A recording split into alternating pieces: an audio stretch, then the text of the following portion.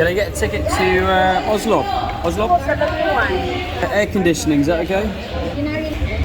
So I'm in Cebu and I don't even know like what time the bus station is or anything like that. Any time, there's nothing online. Apparently you just got to come here and hope for the best. Trying to get a bus to Oslob is basically where all the whale sharks are.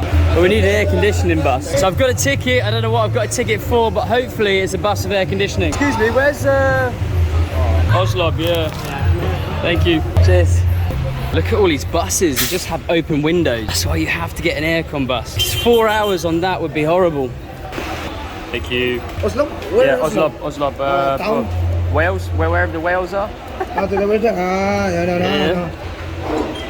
C9.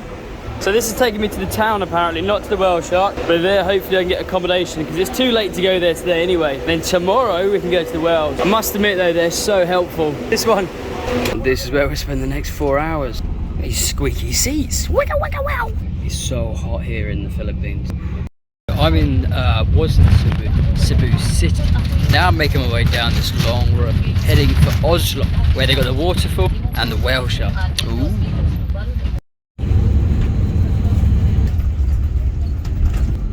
Been dropped off in Oslob, and this is my man. He's going to take me to Sharky's hostel we booked off.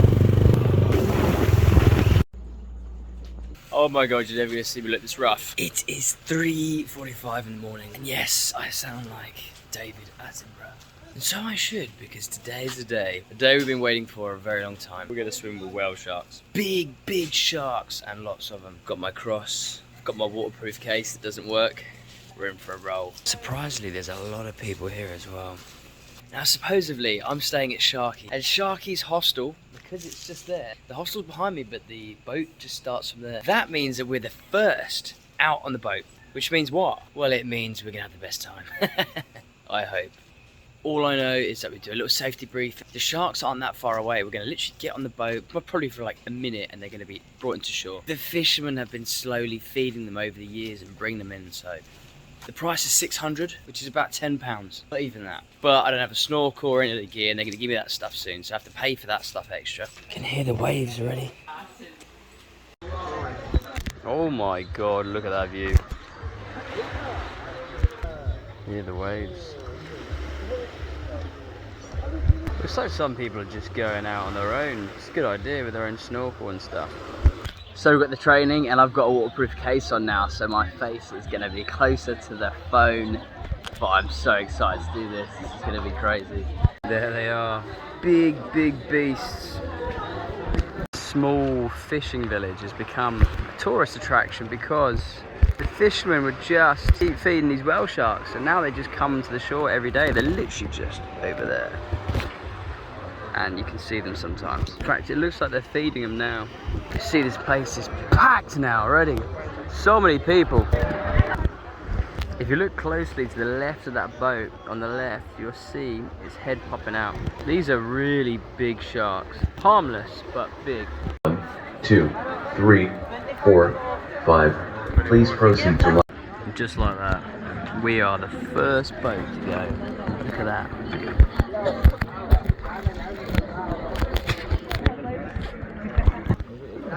You see the mouth coming out.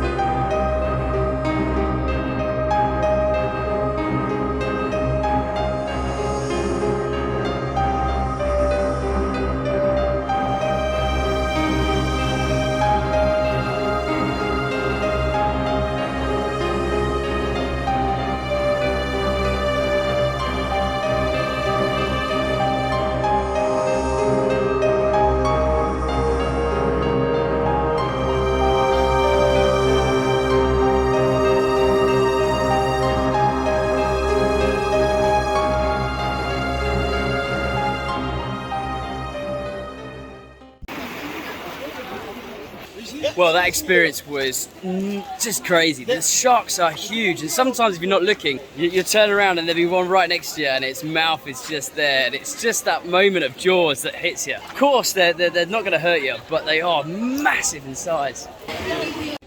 Wow, so worth it. The money-wise, it doesn't cost much money, under £10. So I just asked one of the locals how this all just started, and you'll be so surprised. It started because one fisherman used to go out, and unfortunately he's not around anymore. He hung himself. But one fisherman saw this whale shark in 2017.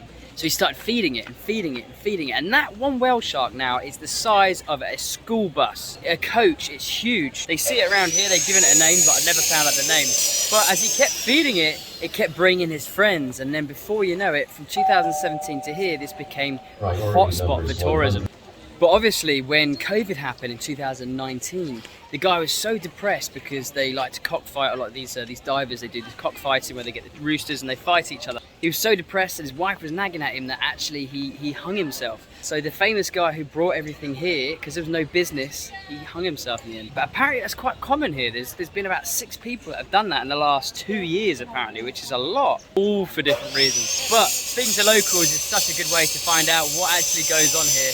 And this place is so worth it, but there is nothing else to do other than the whale watching and a couple of waterfalls nearby. It is a stop off, and it is on the way round to Molbois, which is where I'm going to go next. Molbois.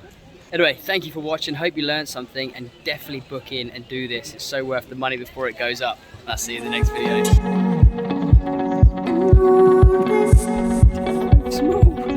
Feeling of this, it's just so happy to be alive. If you look up, you're just surrounded with it.